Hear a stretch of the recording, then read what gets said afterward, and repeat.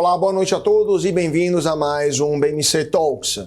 Hoje à noite o nosso papo será sobre a economia brasileira, para onde está indo o Brasil em termos econômicos, esse crescimento que estamos vivenciando já há alguns anos é sustentável? E se o Brasil cresce tanto assim? Por que o dólar está também subindo, ou melhor, o real está se devalorizando, está perdendo de força em relação ao dólar? E para falar sobre tudo isso e muito mais, temos aqui um convidado especial nos estúdios da BMC, Elcio Costa, economista e, pode dizer, um dos protagonistas do debate econômico, pelo menos nas redes sociais. Elcio, muito boa noite, é um prazer recebê-lo aqui na BMC. Bem, é um prazer participar novamente aqui dos programas da BMC News, né? Carlos, primeira vez que a gente está batendo esse papo e estou à disposição, vamos ver, né, o que está pela frente, né, e o que está causando, como você disse, esse crescimento econômico aqui do nosso país. Senhor, minha pergunta de rito para todos os meus convidados, quem que é o Elcio no mercado em um minuto? Bem, eu sou professor de economia da UFPE, estou lá já como professor titular, é o topo da carreira, sou sócio de uma empresa de consultoria, onde a gente presta consultoria empresarial, elaboração de plano de negócios, valuation de empresas, captação de recursos junto a diversos bancos de fomento. Hoje em dia, por exemplo, FINEP, a financiadora de estudos e projetos, tem tido um papel muito interessante na disponibilização de recursos para inovação, a gente tem atuado muito nisso, e também assessoria para diversas instituições. Eu já prestei consultoria para muitas instituições nacionais, regionais, então a gente termina levando muito o conceito econômico para a prática, né, das empresas, das instituições, com análises, com previsões importantes para a economia brasileira. Perfeito. Elcio, vamos então falar um pouco de economia brasileira, porque o ministro da Fazenda, Fernando Haddad, está esbanjando otimismo. Ele é convencido, declarou isso alguns dias atrás, que o PIB nesse ano, em 2024, vai crescer mais de 3%. É uma previsão completamente diferente daquilo que o mercado estava indicando no começo do ano. Já há alguns anos, em janeiro, o mercado, né, bancos, o próprio Boletim Focus, entre outros indicadores econômicos, erram rotundamente o crescimento do PIB do Brasil, erram para baixo, né, erram por excesso de pessimismo. Lembramos que, por exemplo, em 2023, havia, se não me engano, o próprio Itaú, que indicava no começo do ano uma recessão do Brasil, enquanto houve um crescimento também de quase 3% do PIB no ano passado. Esse ano também o crescimento era estimado muito baixo, né, mesmo se no final do ano passado algumas previsões foram revistas por causa do crescimento do carrego estatístico, né? Sim. Mas por que o Brasil está crescendo mais do que analistas, especialistas, economistas estão prevendo? Bem, a gente tem algumas causas, né? Algumas boas, outras nem tanto, né? Primeiro, vamos começar pelo ambiente de reformas, né? A partir do governo Temer, a gente teve uma série de reformas importantes, reforma trabalhista, no governo Bolsonaro a reforma previdenciária, diversos marcos legais também trouxeram uma maior facilitação aos negócios. Isso ajudou muito o ambiente de negócios em si aqui no Brasil. Reformas, muitas delas microeconômicas, não macro, né? A reforma macro e mais importante foi o teto de gastos para você controlar a inflação, controlar as despesas, que consequentemente controla a inflação e que ajuda os juros, né, futuros a caírem. Quando o teto de gastos foi adotado, imediatamente depois os juros longos, não estou falando nem de Selic, os longos, caíram consideravelmente. Então isso melhorou o ambiente, né, para investimentos aqui no país. Isso perdurou por um bom tempo, veio a pandemia, e aí os problemas começaram a surgir, de certa forma, depois da pandemia para cá, onde o crescimento se baseou muito em política fiscal expansionista, né? Na própria pandemia, era aí realmente uma necessidade de uma política contracíclica, né? Ou seja, você tinha aí, em algum momento, depressão da economia brasileira, mesmo no auge da pandemia. Então, os programas sociais, como o auxílio emergencial na época, e outros tantos que foram de auxílio aos governos do Estado, municípios e assim por diante, eles impulsionaram a economia realmente reagiu positivamente, passou a crescer e trouxe inflação junto com isso. De lá para cá, essas despesas, elas até 2021 foram fortes, 2022 veio um período de correção, a gente encerrou o ano 2022 com um superávit primário. Mesmo no ano eleitoral, né? Isso mesmo surpreendente, sendo né? um ano eleitoral, aí já havia um tratamento até da inflação também, com a política monetária mais restritiva, né? Os juros subiram até quase 14%. E aí, em 2023, a política fiscal expansionista voltou novamente, né? Muita justificativa para dizer que precisava corrigir o que foi restringido em 2022, mas, de fato, nesse período para cá, você tem aí mais de 10% do PIB de expansão fiscal. Então, a economia termina crescendo realmente, né, com gastos de governo, com transferências muito elevadas desses programas sociais, e isso realmente traz uma dinâmica que surpreende, né? Então, esses dois fatores das reformas que tivemos com a política fiscal expansionista entregam resultados mais além do que se esperava. O marco das garantias, por exemplo, ele trouxe a possibilidade do veículo financiado ser retomado de maneira mais fácil. Até então, era quase que impossível, né, você retomar um veículo. De alguém que não pagava, de alguém que se tornava inadimplente. Então, agora, você consegue reaver esse veículo com maior facilidade. O que é que aconteceu?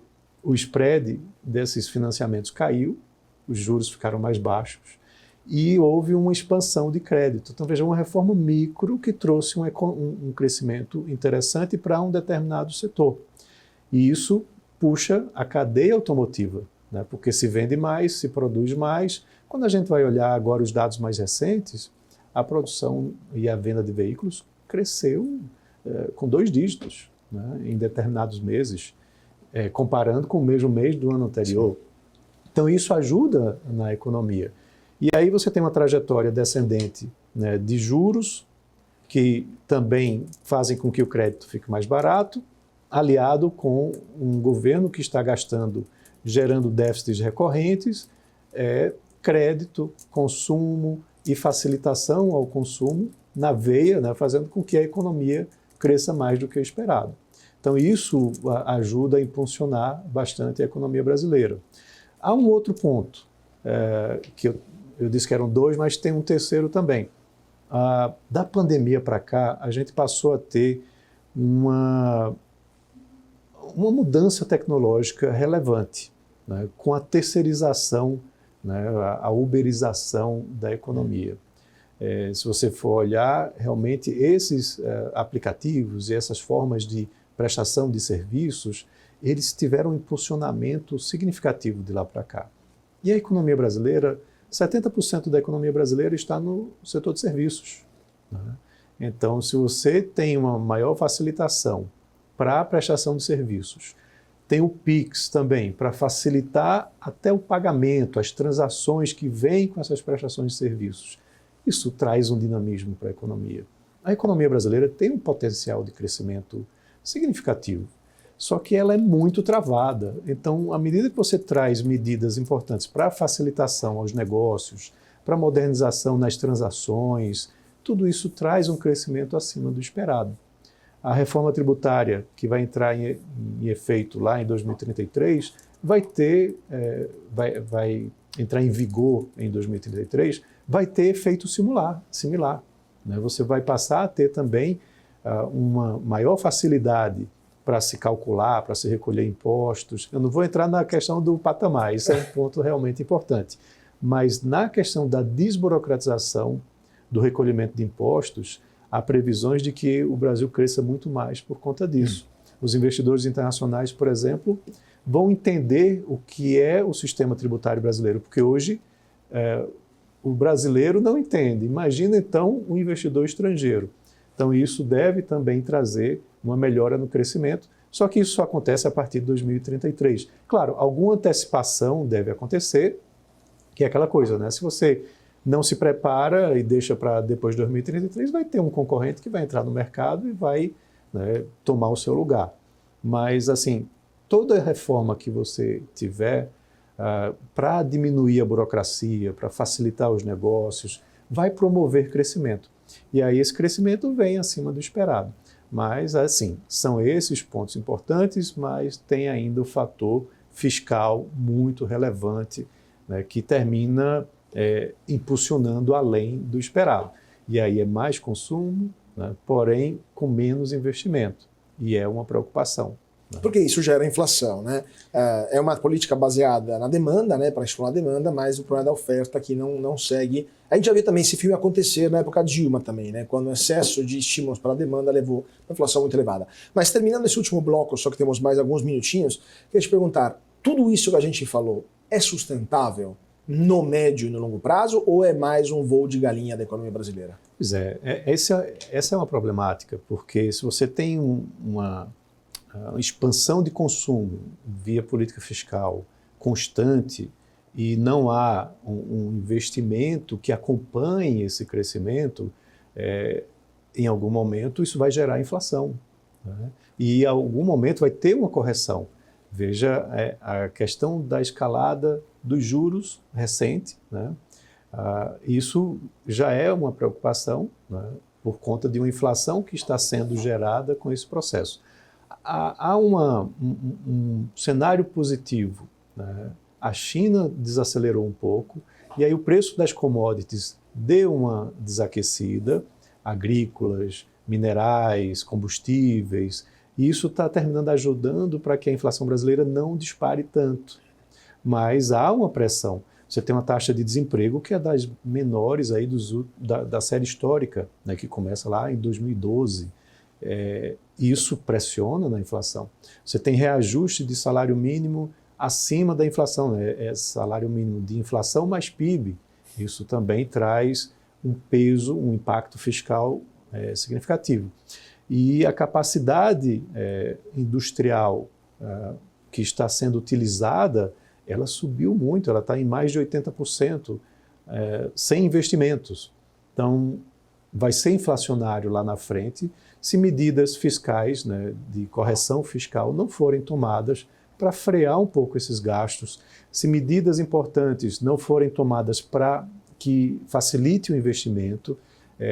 O vice-presidente Geraldo Alckmin estava anunciando recentemente alguns programas importantes para justamente o investimento no setor produtivo, né, com a depreciação acelerada e medidas de crédito. Isso ajuda, mas é preciso que haja um ambiente mais propício para que realmente os investimentos aconteçam. Claro. Vamos continuar a partir desse ponto, mas antes disso vamos para um rapidíssimo intervalo e já voltamos com o nosso convidado de hoje aqui no BMC Talks para falar das perspectivas, do dinamismo também inesperado da economia brasileira, Écio Costa. Então, não saia daí porque voltamos já já.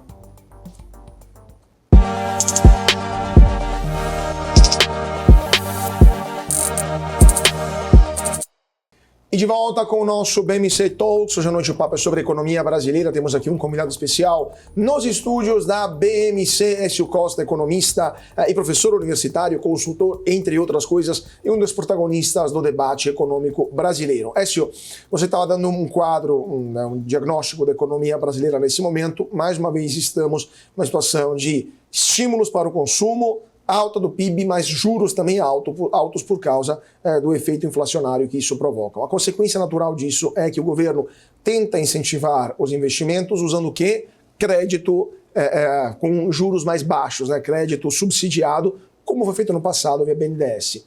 Você, então, está prevendo que nos próximos meses ou anos o governo Lula vai voltar ao BNDES, que foi na época Dilma, ou seja, um portfólio de R$500 bilhão, campeões nacionais e, obviamente, o corolário disso, escândalos de corrupção, porque sabemos que isso acaba tendo consequências espúrias, ou as regras que foram criadas no passado impedem que a gente veja esse filme novamente acontecer? Não, acho que você fez um complemento importante, que era o que eu ia mencionar.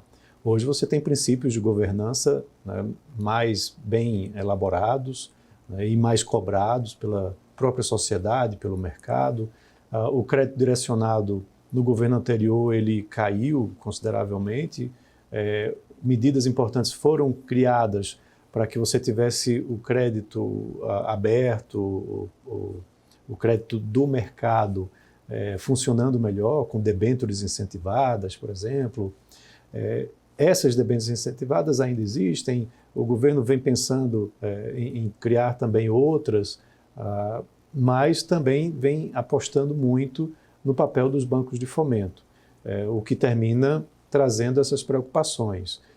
Acredito que hoje você tende a ter uma maior diversificação, né, em termos de áreas e de players que vão ter acesso a esse crédito, até porque, como eu mencionei, algumas medidas microeconômicas foram tomadas que possibilitam um maior acesso a esse crédito. Mas sim, é sempre uma preocupação, né, que esses recursos passem a ter uma relevância maior e isso, inclusive, possa dificultar a redução natural da taxa Selic. Porque uma vez que você tem um crédito direcionado muito subsidiado, ele faz com que o crédito ao mercado ele não tenha, a taxa de juros cobrada naquele crédito, não tenha o impacto que precisa ter em termos de política monetária. Ou seja, se você aumenta os juros, como tem muito crédito subsidiado, esse aumento de juros não impacta muito aquelas empresas, porque recorrem ao crédito subsidiado. E aí você precisa aumentar ainda mais a taxa de juros para que tenha o impacto da política monetária. Então, esse equilíbrio ele é muito importante. É preciso ter o crédito subsidiado, direcionado? Sim. Há determinadas áreas que não conseguem acesso ao mercado. Distorções do próprio mercado brasileiro, por serem muito inovadoras ou por serem de áreas ou de regiões que não têm um sistema de garantias. Então, é necessário que você tenha ele, mas você precisa equilibrar muito para que o mercado possa ter esse crédito livre e a política monetária possa também exercer sua influência, né, na economia.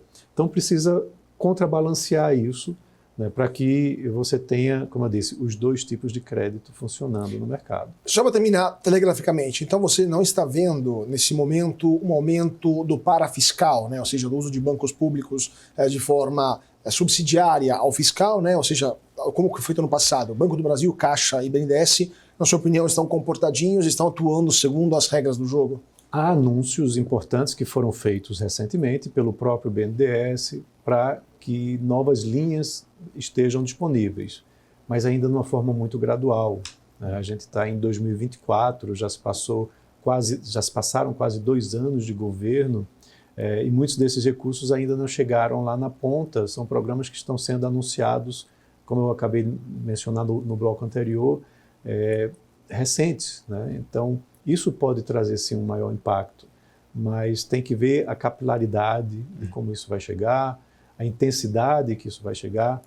Também não há muitos recursos disponíveis em termos de orçamento, né? O orçamento é muito restrito, teria que estar gerando mais dívida para isso. A relação dívida-PIB já cresceu muito, há uma perspectiva, na minha opinião, que a gente encerre esse ano nos 80% do PIB. Isso te preocupa? Porque há previsões também que indicam que nos próximos anos chegaremos próximos de 100% do PIB, 90 e poucos por cento, né? Quanto que isso para você é motivo de preocupação e quanto que isso poderia gerar uma instabilidade macroeconômica no Brasil? Porque, afinal das contas, poderia chegar um dia que algum financiador da dívida brasileira, algum fundo, alguma gestora, se pergunta, mas o Brasil é solúvel? Ele tem capacidade de ser solvente, pode pagar essa dívida? Ou começaremos a apostar contra a dívida brasileira, criando descompassos dentro do Brasil? Tudo vai depender do arcabouço fiscal, né? De Fernando Haddad conseguir convencer o resto do governo a manter o déficit zero esse ano, que eu acho muito provavelmente não vai ser atingido, mas pelo menos aconteça no ano que vem. Aí isso diminui um pouco o ritmo e talvez a gente não chegue nos 90%. Mas certamente, passados 80%, vamos passar. E aí isso gera problemas realmente de credibilidade. Se você continua crescendo muito, se o arcabouço criado pelo próprio governo não é atendido e precisa ser refeito, Esse ano a gente teve, mais ou menos em abril, uma revisão do arcabouço fiscal para o próximo ano, que deveríamos ter um superávit e foi revisado para o déficit zero, na verdade, déficit negativo. Que tem uma banda negativa, né? Como a política de meta de inflação. Tem a banda superior, tem o centro e tem a banda inferior. Então, o mercado automaticamente já empurrou os juros futuros para cima e empurrou o câmbio também para cima. Então, veja que é uma queda de braço importante. Isso sinaliza muito mal para a economia. Se o câmbio dispara, gera inflação, vira uma bola de neve. Aí os juros vão ter que subir ainda mais, a credibilidade da solvência do país é posta em xeque. Então, em última instância, é aquela queda de braço que eu mencionei. O Fernando Haddad, com sua equipe econômica, e a ala do governo que tem o viés expansionista, e o próprio Congresso, não vamos deixar ele de fora, né? O Congresso também tem um viés expansionista, né? O Legislativo, ele quer trazer cada vez mais gastos e recursos para as suas bases eleitorais, para né? a sua base eleitoral. Inclusive, então, isso traz aí uma credibilidade, deixa em xeque a credibilidade, né, da política fiscal brasileira. Claro. Interessante esse ponto. Só para terminar esse bloco, você é um economista de Pernambuco, né? Você trabalha numa faculdade federal do Nordeste do Brasil. Na sua opinião, há uma diferença? E a gente viu, por exemplo, nas últimas eleições, já a partir de 2014, o Brasil está muito dividido. De Minas para baixo, votam geralmente para um candidato de direita ou de centro-direita, do Aécio Neves para cá, e de Minas para cima, eles votam, até dentro de Minas Gerais, né? Votam geralmente para a esquerda. Você acha que há no Brasil uma tendência de uma parte do país a ser mais expansionista, por óbvias questões sociais? O Nordeste reclama, demanda mais dinheiro público e por isso estaria disposto também os políticos nordestinos a colocar em xeque a credibilidade do orçamento, e no Sudeste tem outra visão. Isso poderia criar uma laceração na própria federação, porque a um certo ponto essa conta não vai fechar e alguém vai começar a reclamar, né? Na realidade, eu não vou entrar muito na política, tá? Porque eu sou economista, mas às vezes a gente termina tendo que comentar um pouco. Realmente, o viés do Nordeste ele é mais um viés de esquerda, né, do que um viés de direita. Mas há exceções também, né? Você vê, por exemplo, o Rio Grande do Sul, Porto Alegre elege frequentemente prefeitos que são de esquerda. São Paulo também elege frequentemente prefeitos que são de esquerda. Inclusive, agora nas pesquisas, o da esquerda está muito bem posicionado. Então, tem de tudo, né? Agora, o que é que economicamente é importante a gente analisar? É que o Nordeste, quando você vai olhar os índices de IDH, de extrema pobreza, né, de desenvolvimento econômico, são muito mais baixos do que o Sul, por exemplo. São extremos, né, totalmente diferentes. O Centro-Oeste consegue crescer muito com um agro que é muito forte e com um crescimento populacional baixo. Então, ele não tem no histórico a característica que a região Nordeste, por exemplo, apresenta. Certo? A região Nordeste ela vem apresentando, esse ano, inclusive, perspectivas de crescimento muito maiores do que o PIB nacional. Por quê? Porque você tem os programas de transferência de renda. O Bolsa Família, basicamente. Bolsa Não só, Família, mas principalmente. Mas tem também todo o impacto econômico que isso vem gerando. Tem também as energias renováveis, que há hoje um investimento muito forte acontecendo na região Nordeste. O turismo vem tendo investimentos muito fortes. Se você for olhar, por exemplo, João Pessoa, eu tenho ido com frequência lá. Existe o polo turístico Cabo Branco, que fica ali no extremo oriente do Brasil, né? Como é assim chamado. O sol nasce primeiro lá, depois no resto do país. Eles têm um polo turístico lá que vai receber em torno de 2 bilhões de reais de investimentos no setor turístico, com um parque aquático, com 5 resorts. O número de leitos de João Pessoa vai dobrar de 11 mil para 22 mil leitos. Isso é turismo na veia, que termina trazendo um crescimento econômico importante. Mas, assim, são algumas ilhas de prosperidade que a gente tem. E aí é preciso pensar muito em alternativas para que esse atraso ele deixe de existir e aí você possa naturalmente, como o próprio presidente Lula já falou, à medida que as pessoas vão melhorando suas condições de vida, elas vão repensando, inclusive, o seu viés eleitoral, né? Em geral, tem uma conexão que foi firmada lá atrás, no primeiro governo Lula, quando ele criou o Bolsa Família. Isso terminou sendo uma conexão muito forte entre o presidente e essa camada mais pobre da população via Bolsa Família. À medida que você deixe isso, isso vai melhorando. Inclusive, os impactos do Bolsa Família são mais geracionais, né? Você não tem um impacto que acontece naquela família. Vai acontecer mais nos filhos que vão fazer todo o circuito da escola, né, do início até o final, vão ter um nível de renda melhor e, muito provavelmente, vão repensar, né, sobre o seu viés. Claro. Então, isso tudo tem uma dinâmica importante. Claro. Só para terminar, que temos 2 minutinhos. Então, você acha que esses programas sociais, só para ter um aspecto econômico, não provocam uma dependência, sim, estão contribuindo para um crescimento que pode ser sustentável, eventualmente, no médio prazo? Ou, já que passamos 20 anos do Bolsa Família, são programas que devem ser permanentes, porque é muito difícil retirar essas pessoas desses bolsões de pobreza? Se você olha lá no governo Bolsonaro, por exemplo, quando foi implantado o auxílio emergencial, que o valor foi de 180 para 600 reais. Ou até 1.200, né, para mães, né? Ou até 1.800. Até 1.800, verdade. Porque o que acontece? Mãe Os mais solo. pobres, eles não casam oficialmente, né? Então, a mãe, ela podia receber até 1.200, né? E o pai morava junto, então ele recebia 600 também. Então, imagina o quanto isso aumentou. Dados do Banco Mundial para 2020 mostram que você tem uma redução assim, gradual. Quando chega de 19 para 2020, há uma queda drástica da desigualdade, né? Do nível da população em extrema pobreza. Então, assim, o programa social ele é relevante, ele ajuda muitas famílias, e talvez R$180 lá atrás não era suficiente, né? O que precisa fazer há espaço fiscal para um programa como esse?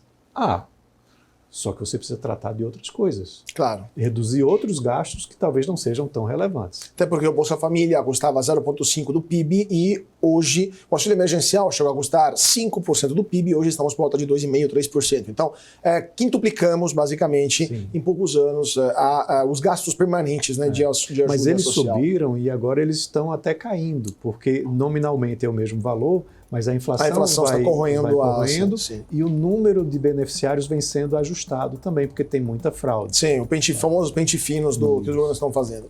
Vamos continuar a partir desse assunto, mas antes disso, mais um rapidíssimo intervalo. Já voltamos com o nosso convidado de hoje aqui no BMC Talks, Écio Costa, economista, para entender o que está acontecendo na economia do Brasil. Não saia daí, voltamos já já.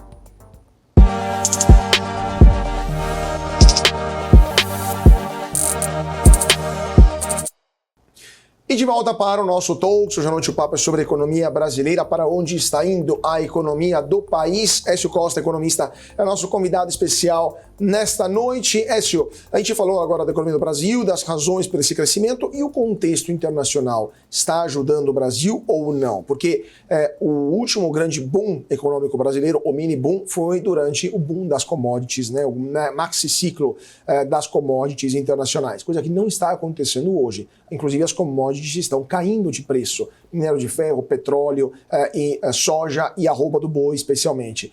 Então, como que o contexto internacional está influenciando a economia brasileira e o que você está entravendo para os próximos anos em um país tão dependente da pauta exportadora de commodities? Então, a gente tem que voltar um pouquinho, né, depois da pandemia, houve um crescimento importante da pauta exportadora brasileira.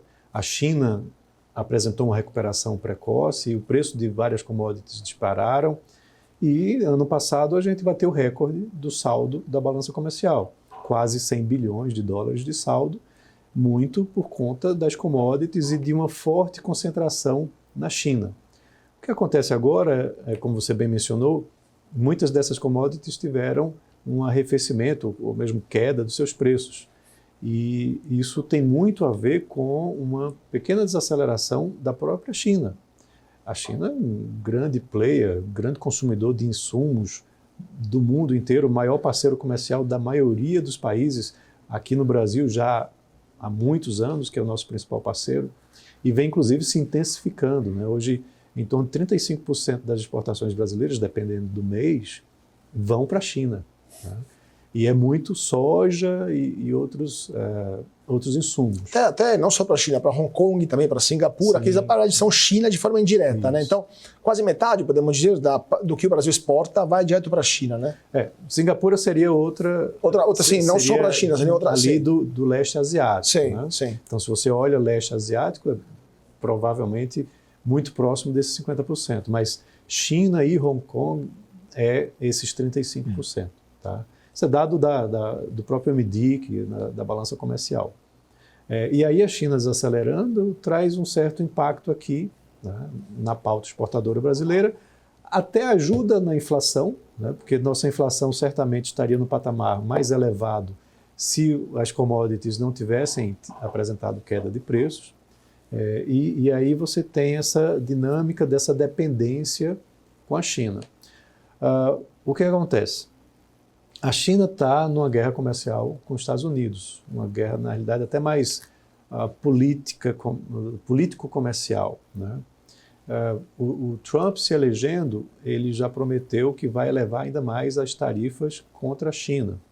Ele elevou para 20%, Biden não retirou, né? Manteve os 20%, e Trump fala aí na casa dos 60%.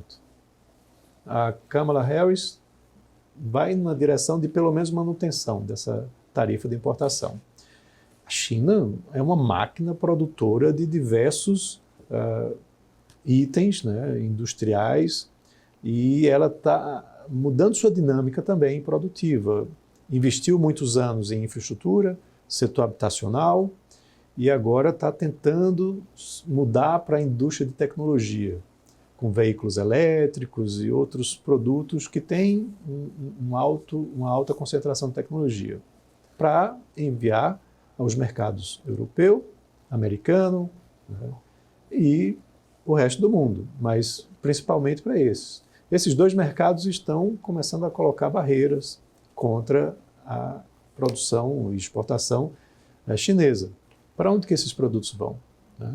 Então, muito provavelmente, vão para a América Latina, vão para a África. Né? Que não tem a mesma capacidade de absorção nesses produtos. Né? Se a gente pega o Brasil, carros elétricos, o Brasil compra, assim, tem o mercado de 2 milhões e tanto de carros elétricos, de carros normais, né? Carros em geral, há décadas, né? E não aumenta nem diminui esses 2 milhões.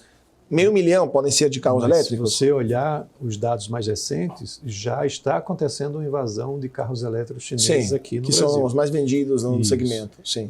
Então isso traz alguma preocupação, porque concorre com a indústria nacional, né? A indústria chinesa muito eficiente, né? Então isso a médio prazo traz alguma preocupação.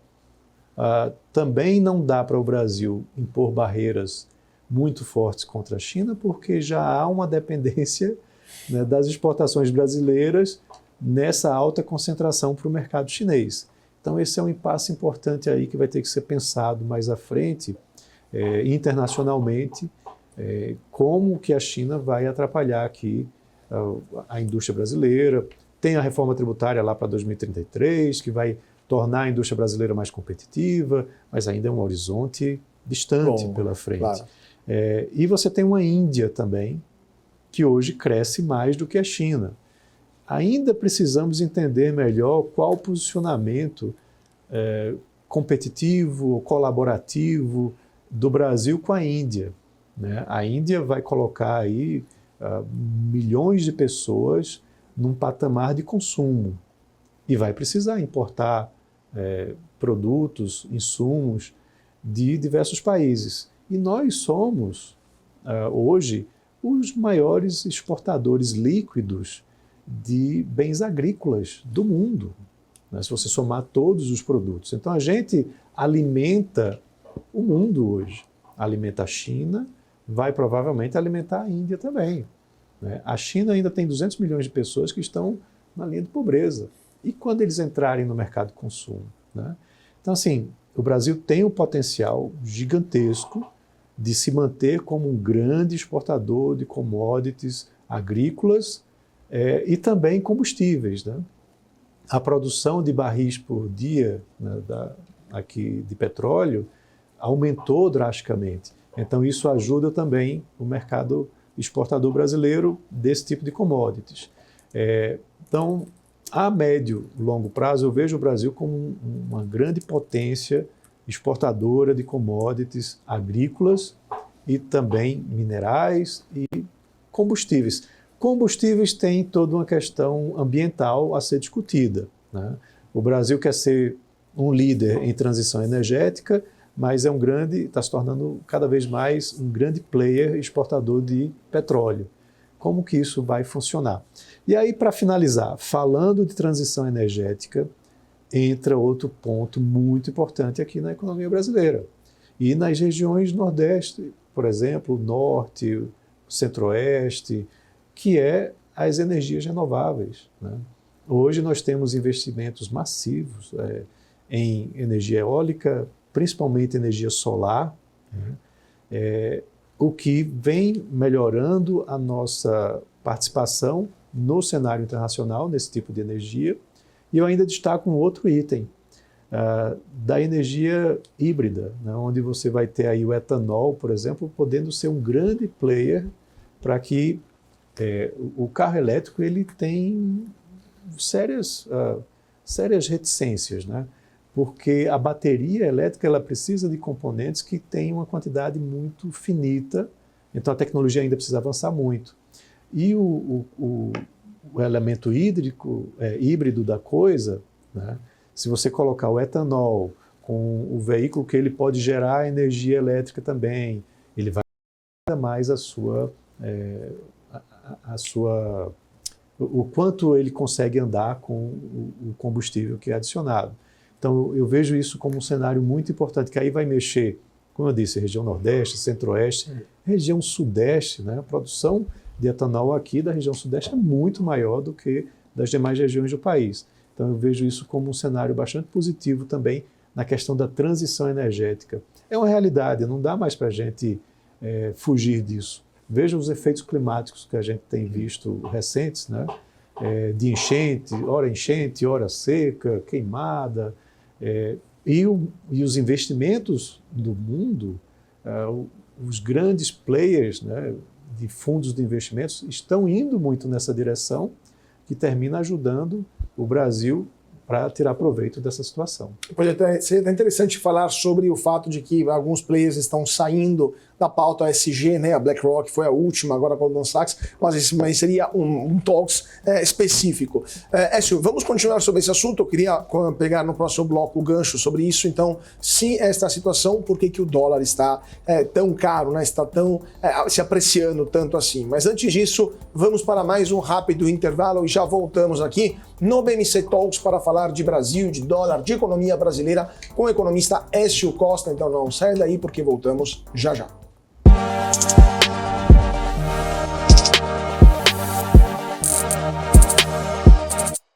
De volta para o nosso talk. Hoje à noite o papo é sobre economia brasileira. Estamos aqui com o economista e professor universitário Écio Costa. Écio, então, esse é o quadro do Brasil, crescimento sustentado.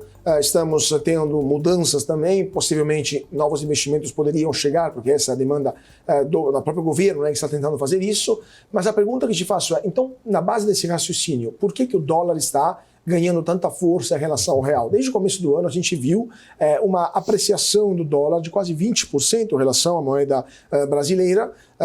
O mercado, os investidores, os analistas estão já prevendo uma possível crise fiscal do Brasil lá para frente, estão se antecipando, porque se temos balança comercial positiva, mesmo não tão grande assim, mas continua positiva, 450 bilhões de dólares mais ou menos de reservas internacionais, balança de pagamentos também que não é tão ruim assim, não está tão mal assim, temos uma economia pujante. Por que o dólar então não para de subir? Qual que é a explicação? Primeiro que perguntar economista sobre dólar é a pior coisa que você querer pode desafiar fazer. os deuses, né? Basicamente. Quer colocar né? aqui como é que chama? De sinuca de bico, né? Mas então, tem muitos fatores que influenciam o câmbio. né? Você tem a balança comercial, é fundamental, porque se você exporta mais do que importa, são dólares entrando na economia que são convertidos para real para entrar no sistema produtivo, né? Só que esse ano, por exemplo, nós não vamos bater o recorde que tivemos em 2023. Então, esse já é um fator importante. Vai ser positivo o saldo, mas nem tanto quanto aconteceu em 2023.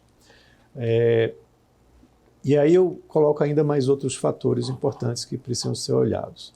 Primeiro, a gente tem a questão das políticas monetárias do Brasil e dos Estados Unidos.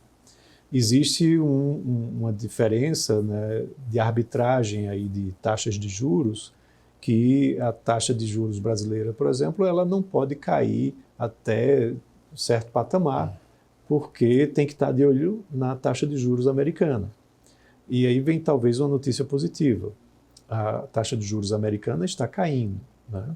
E a brasileira está subindo. E a brasileira está subindo. Então, se isso vem como uma medida para conter a inflação, ela tem um impacto também no câmbio, porque o investidor que comprava títulos americanos a 5,5%, digamos, vai comprar agora a 5,25%, 5% ou abaixo disso, dependendo de para onde está indo o câmbio, ele já não vê tanta atratividade naquele título e ele vai atrás de países emergentes que têm uma política de juros mais alta. E o Brasil, elevando a sua taxa de juros, sei lá, previsões aí que fala até em 12%, né, ao final do ciclo, você começa a atrair investidores para comprarem títulos em real, né? Então isso tem um impacto direto no câmbio. O câmbio ele já vem cedendo aí nas últimas semanas, que vai ajudando, né, a compor esse cenário, tá? Então esse é um fator importante que a gente tem que olhar. Quando a taxa de juros brasileira começar a cair, aí se lá nos Estados Unidos não tiver caído tanto, pode subir de volta, né? Tem que ficar de olho nisso. E aí, por último, vem sempre a questão fiscal, né, que nós passamos aqui no nosso país. O risco fiscal, ele é precificado no câmbio. Você não pode ignorar esse fato. Lá atrás também, mais ou menos no mês de abril, o presidente Lula estava dando muitas declarações que entravam na seara de Fernando Haddad, né, na seara do ministro da Fazenda na questão fiscal. E, assim, é engraçado, porém não tão engraçado, mas toda a declaração numa entrevista que ele dava, o câmbio terminava subindo porque ele dizia, em outras palavras, que ia gastar mais, né? Então o mercado não via isso com bons olhos. E, de fato, se você gasta mais, o câmbio se eleva, né, e a moeda se desvaloriza, porque gera inflação, a moeda perde seu poder de compra, tá? Então, a questão fiscal tem um impacto relevante, principalmente num país como o nosso, que oferece bem mais risco do que economias avançadas, tá? Então, isso talvez seja se você vai analisar quais são os itens que oferecem maior peso no cálculo do câmbio. A balança comercial é um deles, mas a taxa de juros doméstica versus externa tem um fator relevante nisso, e a questão fiscal talvez seja o de maior peso aqui no nosso país para influenciar na decisão de câmbio. Se você tiver uma maior convergência na direção da meta do arcabouço fiscal, esse câmbio ele pode ceder, pode ajudar para que você tenha ele num patamar mais baixo. Pois é, até porque começamos a falar de previsões rotundamente erradas sobre o PIB do Brasil, também tivemos uma série de previsões rotundamente erradas sobre o câmbio, né, com dólar e com real. Tem gente que sobre fala, a Selic também, né? E sobre a Selic também. Então, vários erros de previsão, porque o Brasil também é o inferno dos economistas, podemos dizer assim, né? Mas só para terminar o nosso papo, Écio, o ano que vem teremos um novo presidente do Banco Central, será Gabriel Galípolo, atual diretor de política monetária da autarquia. O que você espera que poderia acontecer a partir do ano que vem? Porque havia movimentos alarmistas falando que Galípolo ia ser um novo Tombini, ia baixar os juros na canetada, ia ter um comportamento até irresponsável em relação ao país. Por outro lado, Galípolo já deu vários sinais votando no Copom de que ele tem um compromisso sim com a estabilidade da inflação, né, o controle da inflação, etc. Teve um voto que, na verdade, o mercado ficou meio preocupado porque Galípolo e os nomeados pelo Lula votaram para cortar juros, enquanto o resto do Copom, ainda nomeado pelo ex-presidente Bolsonaro, votaram para manter juros, e foi por um voto, ou seja, do presidente Campos Neto, que se mantiveram os juros naquele momento. Mas, na sua opinião, o risco para o Banco Central se tornar um Banco Central, uma pomba, né? Vamos dizer, temos pombas no Banco Central, ou você espera que o Galípolo tenha um comportamento responsável frente à instituição? Ele está no Brasil, né? Então aqui tudo pode acontecer. Mas lá nos Estados Unidos também tudo pode acontecer. Porém, o que é importante é a gente olhar o histórico recente de declarações, de posicionamento. E isso ajudou muito a acalmar o mercado nesse sentido. Ele assumindo, a partir de fevereiro do ano que vem, se isso vai ser posto em prática, a gente vai sentar aqui e aguardar na bancada, no sofá, ver o que é que vai acontecer com relação a essa política. Seria muito negativo, né, um presidente de Banco Central desdizer algo que foi dito enquanto ele era candidato a se tornar presidente do Banco Central, e que foi uma fala muito positiva. Então, eu acho difícil que isso aconteça. Eu vi declarações recentes do próprio presidente Lula dizendo que se o Galípolo tiver que aumentar juros, ele vai poder aumentar juros, né? Ou seja, já deu aval para que isso acontecesse. Quando, na realidade, o Banco Central ele é independente, ele nem precisa do aval. Só que, assim, como eu disse, a gente está no Brasil, né? Então você termina tendo influências políticas importantes, né? Eu estou aguardando para ver, né, como acho que a maior parte dos economistas e do próprio mercado, como que isso vai acontecer. Importante é que você trate mais o fiscal, porque se você tem uma responsabilidade fiscal maior, você não precisa nem ficar olhando o que o Banco Central vai fazer. Ele naturalmente vai reiniciar o processo de redução de taxa de juros. A gente iniciou esse ano falando de Boletim Focus, com a previsão lá no início que a Selic ia encerrar o ano em 9%. Né? Já refizeram essa previsão para 11,5%, 11,25%. Né?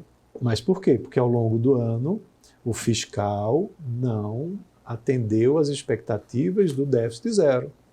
Então isso vai sendo revisado. Só para terminar esse ponto que é interessante, o arcabouço fiscal ele indica um déficit zero com a banda de oscilação. Mas do arcabouço fiscal foram excluídas uma série de despesas. A última foi a contratação de brigadistas para conter o fogo em várias regiões do Brasil. Uhum. Então temos brigadistas fora do arcabouço, temos Fundeb fora do arcabouço, Fundo para o Distrito Federal fora do arcabouço, temos o pagamento de precatórios fora do arcabouço.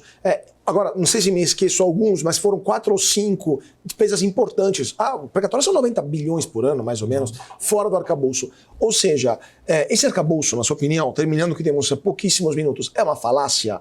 Já nasceu natimorto? Ou continua sendo um sinal importante para os mercados? Ou os mercados estão olhando, de fato, a dívida nominal, o déficit nominal do Brasil e não aquilo que o governo mostra como contas em ordem? É um guidance, né? Mas não necessariamente é cumprido. Como também o teto de gastos não necessariamente foi cumprido lá atrás. Quase nunca foi cumprido, né? E também o próprio governo Bolsonaro teve, tinha até o meme, né, que era o teto do teto e o teto do teto, não sei se vocês lembram disso, mas pelo menos você precisa ter um guidance. Né? Isso sinaliza de forma positiva, sinaliza o Ministério da Fazenda está empenhado em obter isso. O problema é que termina se empenhando muito no aumento da arrecadação do que no controle de gastos. Né? E aí o aumento da arrecadação tensiona muito o mercado, né? Com diversas medidas para aumentar os impostos, numa carga tributária que já é uma das mais altas do mundo, né? E com serviços que são entregues em contrapartida muito a desejar, né? Uma dinâmica que a gente já conhece. E na questão dos gastos, você tem sempre gastos novos sendo inseridos e gastos antigos que tinham sido retirados, colocados novamente na mesa. E alguns deles saindo da questão do arcabouço, mas quando você vai olhar o endividamento, ele continua subindo. Porque para o endividamento não importa se está no arcabouço ou se não está no arcabouço. A relação dívida-PIB, o dinheiro tem que sair de algum lugar. Então se emite mais dívida, né? E aí você aumenta a relação dívida-PIB, o que termina sendo preocupante, né? Então, assim, é um sinalizador importante, porém não é cumprido, ou é cumprido muito na margem, e o histórico termina condenando a gente. A gente precisa definitivamente voltar a ter superávit fiscal, um dos tripés do Plano Real, que ajudou a inflação para que ela se mantivesse estabilizada, para que a economia pudesse ter um melhor crescimento. Mas, assim, tem muita coisa ainda engessada no orçamento que ajuda esse déficit a ser retroalimentado também ao longo dos anos. É uma reforma administrativa, no final das contas. E a gente não tem essa reforma no radar. Pois é, não tem nem vontade política por parte do atual executivo e da base governista, né, por questões até ideológicas. Mas... E do próprio Congresso. E do próprio Congresso, né? Isso dificilmente será emplacado, pelo menos nesse mandato, quem sabe no outro mandato, onde não terá perspectivas eleitorais de reeleição, né, possa ser emplacado algo do tipo, mas é muito complicado. Falta, de fato, vontade política, não só para a reforma administrativa, mas também para uma nova reforma da Previdência, que os números estão demonstrando cada vez mais urgente. O próprio Fernando Haddad já defendeu que houvesse uma desvinculação, né, do salário mínimo da Previdência. Isso, até porque o salário mínimo hoje ele impacta 40, mais ou menos, por cento. O gasto previdenciário está aumentando muito. Grande parte do déficit vem desse gasto previdenciário, que está vinculado aos reajustes do salário mínimo acima da inflação. Então, mais um problemaço, mas isso também mereceria um talk só para isso. Infelizmente, eu teria 1 milhão de perguntas, Écio, mas infelizmente teremos que encerrar. Écio Costa, economista, professor universitário, hoje conosco aqui no BMC Talks. Muito obrigado, Écio. Foi um prazer e uma honra tê-lo conosco hoje aqui nos estúdios da BMC. Volte sempre.